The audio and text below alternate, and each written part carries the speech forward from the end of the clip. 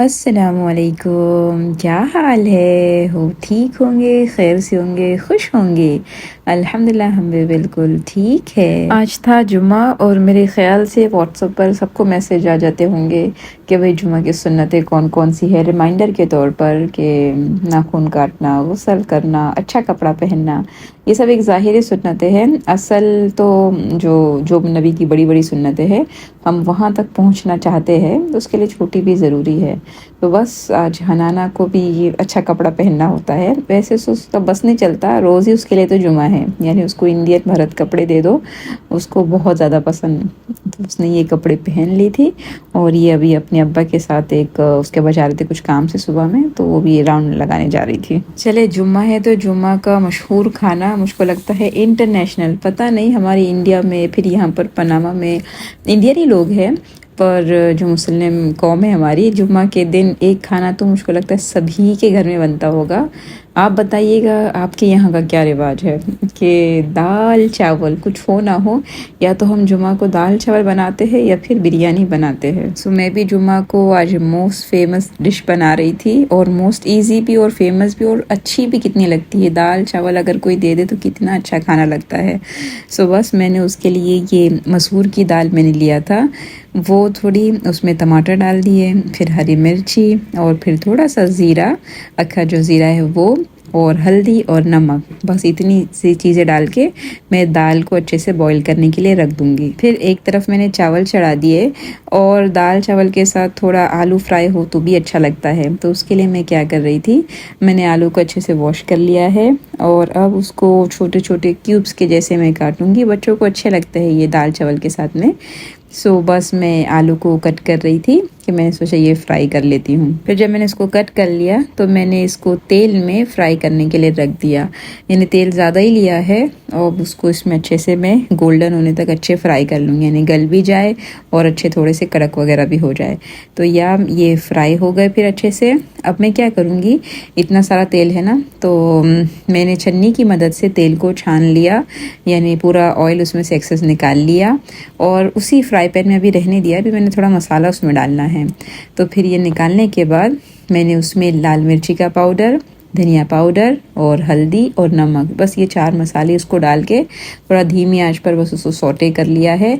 और ये बहुत मज़े के आलू लगते हैं, आप ट्राई करिएगा और बताइएगा। कि एक वो होता है ना कि आप वो मसाला लगा के ही तले हैं, पर ये भी जब आप ऊपर से ऐसा मसाला डालते हैं ना तो बहुत अच्छा एक फ्लेवर आता है। सो बस मैंने ये आलू फ्राई कर लिए। अब फिर हमारे दाल की तरफ आते हैं, उसको बघार दे लेते हैं। चले, तो दाल अच्छे से हमारी बॉईल हो गई है।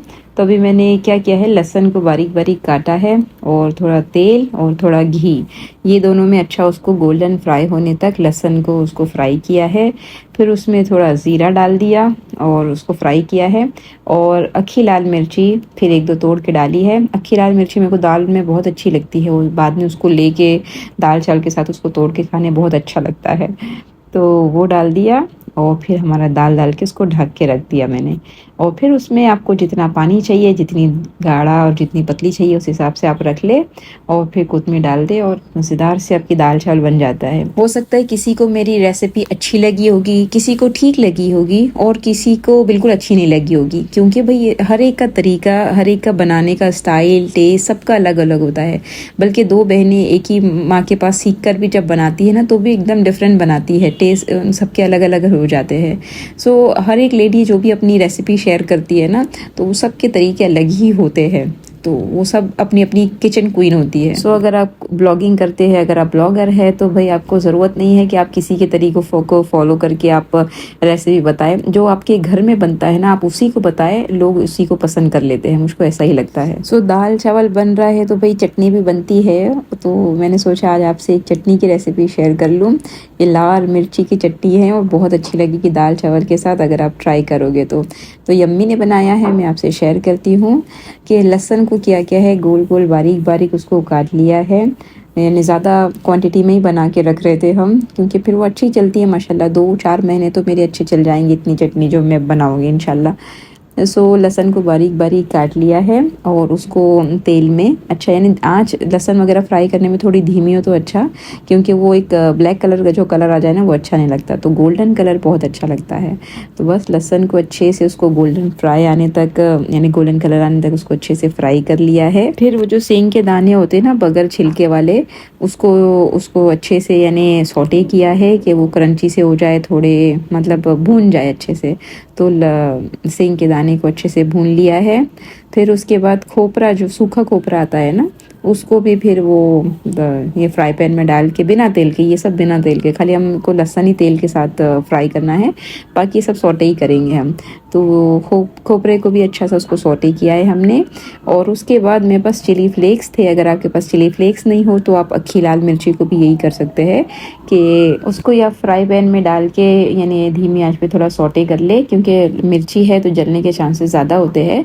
तो हमेशा ये काम अगर धीमी आंच पे हो तो बहुत अच्छी बात। पर मेरे पास फ्लेक्स थे तो बस हमने उसी को भून लिया। बस फिर जब ये भून गया और लहसुन तल गया तो हमने ये सबको थोड़ा पीस लिया। फ्लेक्स को तो पीसने की ज़रूरत नहीं है, पर लहसुन को, खोपरे को और सिंगदाना को, वो सबको पीस के हमने मिक्स कर लिया। फिर सबको अलग अलग भूनने के बाद निकाल लिया और उसके बाद थोड़ा सा तेल और उसमें ये सारी पिसी हुई चीज़ें डाल दिया। अच्छा, मेरे पास रेडीमेड रिश्ता भी था, लाल प्याज जिसको कहते हैं, वो भी पीस के डाल दिया और बस नमक डलेगा। लेकिन ये इतनी कमाल की चटनी लगती है और दाल चावल के साथ तो बहुत ही अच्छी।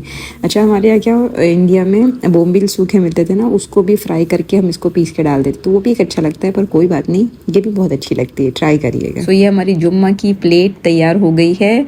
चावल है, दाल है और आलू फ्राई और थोड़ी चिकन भी मैंने फ्राई कर ली, और फिर सलाद और ये चटनी। बताए ये मतलब इतना अच्छा, इतना बेहतरीन खाना, माशाल्लाह।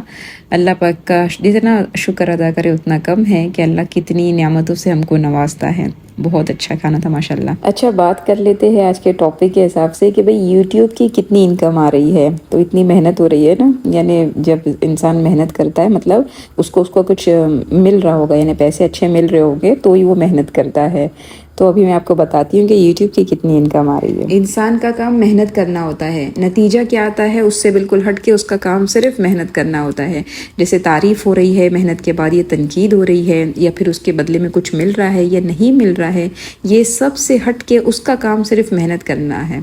और मेहनत के बाद उसको ये यकीन होता है कि भाई इसका सिला मुझको मिलेगा, क्योंकि कुदरत का निज़ाम है, अल्लाह का निज़ाम है कि मेहनत कभी वेस्ट नहीं जाती। किसी भी काम की अगर आपने उस पर मेहनत की हो तो वो मेहनत रंग ज़रूर लाती है, और ऐसे ही इंसान तरक्की कर सकता है। वरना जो ये सोचते रहता है कि मैंने मेहनत किया और कुछ मिला नहीं, मैंने मेहनत किया कुछ मिला नहीं, फिर वो एक मतलब अपने आप को एक स्टॉप लगा देता है। फिर वो मेहनत करने को तैयार नहीं होता है कि भाई मेरी मेहनत का मुझको कुछ मिलने वाला है ही नहीं।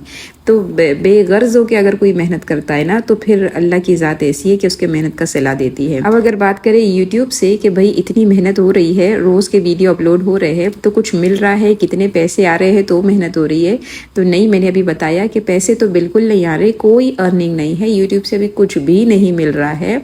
लेकिन जो लोगों के कमेंट्स मिल रहे होते हैं, यानी मुझको मैसेज आते हैं, जो मुझको जानते हैं मुझको पर्सनली मैसेज भी करते हैं कि हमको ये आपकी बात सुन के अच्छा लगा था और आपकी वो रेसिपी अच्छी लग गई थी। तो ये जो बरकत हो रही है कि किसी को मेरी बात समझ में आ जा रही है, भले वो थोड़े लोग हैं जो ये कमेंट कर रहे हैं, बहुत थोड़े लोग हैं, लेकिन हाँ मुझको ये थोड़े भी मेरे लिए बहुत है। हो सकता है किसी एक को मेरी बात का समझ में आ जाना, उसके ज़िंदगी में अप्लाई हो जाना, तो मुझको तो लगा वो मेरी मेहनत का सिला है। तो यूट्यूब के पैसे मेहनत का सिला नहीं है, बल्कि कोई एक को भी फ़ायदा हो जाए वो मेरी मेहनत का मुझको सिला लगता है। इसलिए काम करने मज़ा आ रही है, इसलिए मेहनत करने मज़ा आ रही है। तो मेहनत के बाद सिला सिर्फ पैसे नहीं होता, सिले में बहुत सारी चीज़ें होती है, बहुत रहमत बरकत दूसरी जगह से मिल रही होती है। सो नतीजा ये निकला है कि आप जिस फील्ड में हो, जो आपकी फील्ड है, अगर आप घर आपकी फील्ड है तो उसमें हमने मेहनत करनी है, कोई जॉब आपकी फील्ड है, अगर कोई स्टडी हम कर रहे हैं वो आपकी फील्ड है, उसमें हमने अपना बेस्ट देना है, अपनी पूरी मेहनत लगानी है। और सिला का नतीजा नहीं निकालना है, उसको छोड़ देना है, वो इंशाल्लाह आपकी ज़िंदगी में घूम घाम के आप ही के पास आने वाला है। सो अगर मुझसे पूछा जाएगा कि यूट्यूब की इनकम कितनी है, तो यूट्यूब की इनकम डिजिट के हिसाब से, नंबर के हिसाब से फ़िलहाल ज़ीरो है, लेकिन हाँ जो दूसरी चीज़ें थी वो दूसरी चीज़ें हैं वो मुझको बहुत अच्छी लग रही है, वो मुझको लग रहा है मेरी मेहनत का सिला है। तो अल्हम्दुलिल्लाह उस पर बहुत अल्लाह का शुक्र अदा करती हूँ।